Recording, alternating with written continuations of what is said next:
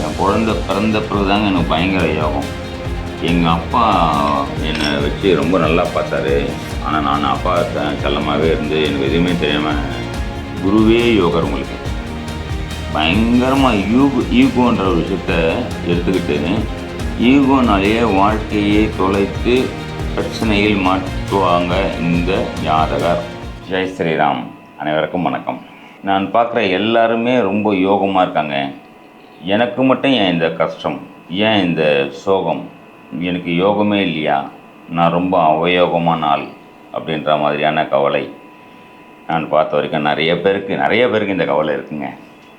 நான் ஒன்றே ஒன்று ஞாபகம் வச்சுங்க, இந்த யோகமாக இருந்தாலும் சரி அவயோகமாக இருந்தாலும் சரி, இது ஒரு மனித ஜனனத்தில் பிறப்பில் எல்லாருக்குமே இருக்குங்க. இதைத்தான் ஜோதிடத்தில் பார்த்திங்கன்னா யோகி அவயோகி அப்படின்ற மாதிரி சொல்லப்பட்டிருக்கு. இந்த யோகி அப்படின்னும்போது ஒரு கிரகம் யோகியாகவும் ஒரு கிரகம் அவயோகியாகவும் எல்லாருக்குமே இந்த பிறப்பில் உண்டு. இந்த யோகி அவயோகி ஜாதகத்தில் எப்படிங்க பிரிக்கிறாங்க? ஏன்னா கஷ்டப்படுறவங்களுக்கு எனக்கு இந்த யோகியை பற்றிலாம் தெரிய வேணாங்க, எனக்கு இந்த அவயோகை பற்றிலாம் தெரிய வேணாங்க, எனக்கு ஏன் கஷ்டம், நான் எப்படி வெளியே வரணும், அது மட்டும் எனக்கு பரிகாரமாக சொல்லுங்கள் அப்படின்னு சொல்லுவாங்க. அப்போது அப்படி சொல்கிறார்கள்லாம் பார்த்திங்கன்னா அந்த நேரத்தில் அவயோகியின் தசா புக்தி அந்தரம் பிரத்யந்தரமாகவோ இல்லை. இதில் இன்னொரு விஷயம் சூக்ஷமம் பார்த்துங்க, நல்லா கேளுங்க, கடைசி வரைக்கும் இந்த வீடியோ கண்டிப்பாக கேளுங்க. அப்போ தான் உங்களுக்கு ஒரு புரிதல் அப்படின்னு வரும். ஏன்னா கொஞ்ச நேரம் பார்த்துட்டு ஸ்கிப் பண்ணி போயிட்டு மறுபடியும் எனக்கு கஷ்டம்னா எப்படிங்க கஷ்டம் தீரும்? ஏன்னா யோகியை பற்றியும் தெரிஞ்சுக்கணும், அவயோகியை பற்றியும் தெரிஞ்சுக்கணும். கஷ்டம்னும் போது அவயோகிக்கு உண்டான ஒரு சில விஷயங்கள் நடக்கும். நமக்கு பரிகாரம் அப்படின்னும்போது எல்லாருக்கும் ஒரு பரிகாரம் வேணும்ல, நன்மையான ஒரு விஷயம் தெரியணும் இல்லையா? அதுதான் யோகி அப்படிங்கிற கிரகத்தின் தசாபுக்தி அந்தரமோ அல்லது யோகி நட்சத்திரம்னு ஒன்று இருக்குங்க.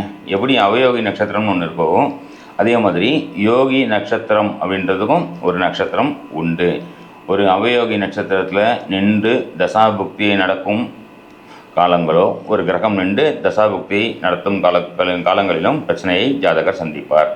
அதே மாதிரி திடீர்னு சாதாரணமாக இருந்தாங்க அந்த பையன், ஒரு மெக்கானிக் ஷெட் வச்சுருந்தாருங்க, இன்றைக்கி பார்த்தோன்னா மிகப்பெரிய ஆள் ஆகிட்டாருங்க.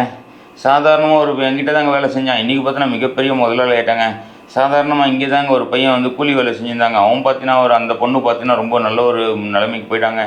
இதெல்லாம் பார்த்திங்கன்னா யோகியின் கிரகத்துலேயோ இல்லை யோகியின் கிரகத்தின் தசாபுக்தி அந்த ஷார்ட் டைமில் எப்படிங்கிற நேரத்தில் தூக்கிட்டு போயிடுங்க.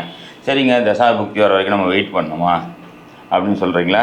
அப்போது அது வரைக்கும் நீங்கள் வெயிட் பண்ணுறதுக்கு பதில் இந்த வீடியோவை முழுசாக பார்த்தீங்கனாலே இந்த யோகியின் நட்சத்திரங்களையும் யோகியின் கிரகத்தையும் எப்படி நம்ம ஆக்டிவேட் பண்ணுறது அப்படிங்கிற சூக்ஷ்மத்தை நீங்கள் தெரிஞ்சுக்கிட்டாலே உங்கள் வாழ்க்கையை முன்னேறலைங்க.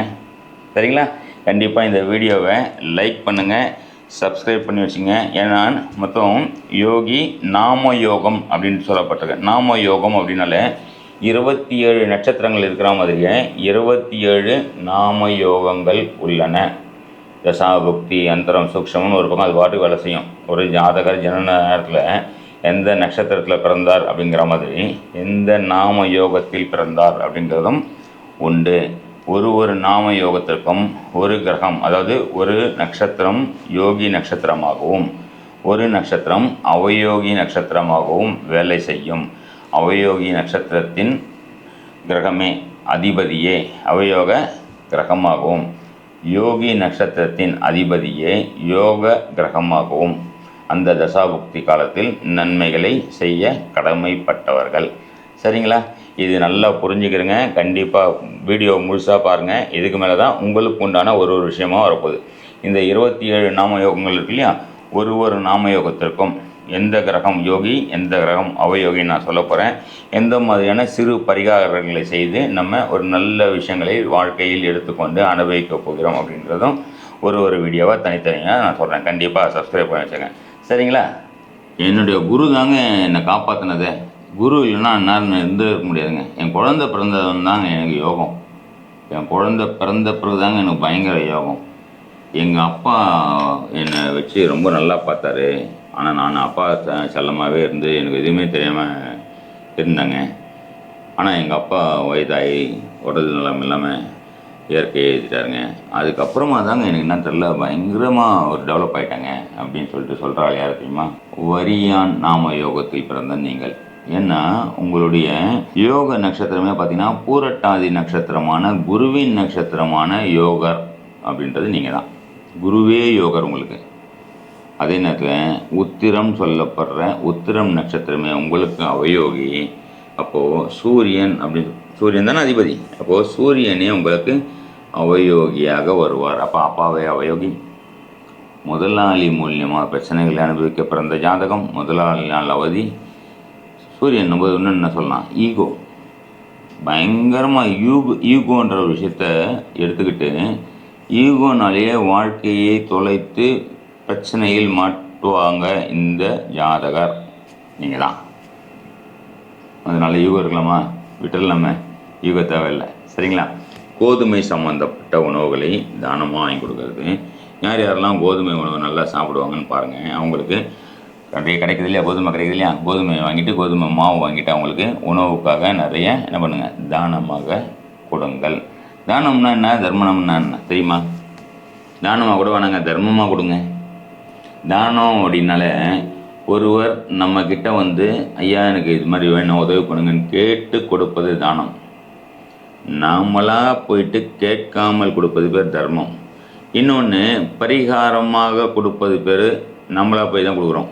நமக்குண்டான பரிகாரத்துக்காக ஒரு விஷயத்துக்காக போய் கொடுக்குறோம். அப்போது அது தர்மத்தில் வர்ற தானமாக தான் வரும். அதனால தான் நான் முதல்ல தானமாக கொடுங்கன்னு சொன்னேன். சரிங்களா? தானமாக கொடுங்க. குரு அப்படின்னும்போது யோகியாக வந்துடுவார் உங்களுக்கு. அப்போ குரு யோகி என்பது குருன்னு என்னது? கோல்டு, தங்கம். தங்கம் சேரும், நல்லாவே சேரும் தங்கம். குழந்தை ரொம்ப சிறப்பாக இருப்பாங்க. உங்களுடைய குழந்தைகள் மிக சிறப்பாக இருப்பாங்க.